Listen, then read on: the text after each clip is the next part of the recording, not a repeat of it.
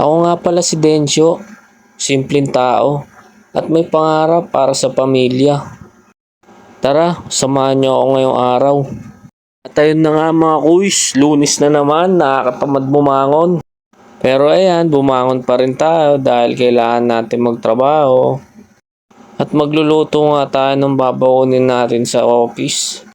At ayun, nakita niyo naman kung anong babaunin natin. Siyempre, walang iba kundi isdang tanga. O tara, luto na tayo. At ayun, nagigisa lang natin yan sa sibuyas. O tara mga kuys, kain tayo. Ayan, medyo inaantok pa ako ng mga oras na yan. Nakakatamad talaga pumasok pero kailangan natin pumasok para sa pamilya. Nakabihis na nga tayo. Uy, pogi-pogi mo dyan dong ha.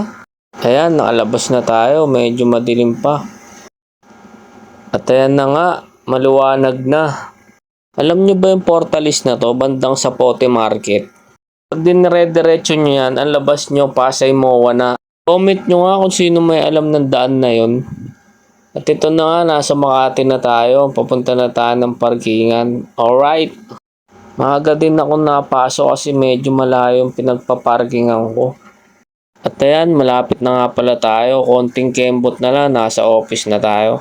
Third floor nga pala yung office namin. Nag-aagdan na lang ako, paakyat. O diba, parang kukunin tayo ng San Pedro. Liwanag. Alright. At ayan, prepare lang tayo ng mga gagawin. Kakabukas ko lang ng computer ko. At ayan, busy-busyhan na tayo dyan. Dami natin gagawin ngayong araw. At ayun, lunch break na agad. Kain tayo mga kuys. Yan nga pala yung niluto kanina umaga. Yung isdang tanga. Salamat sa panonood. Alright.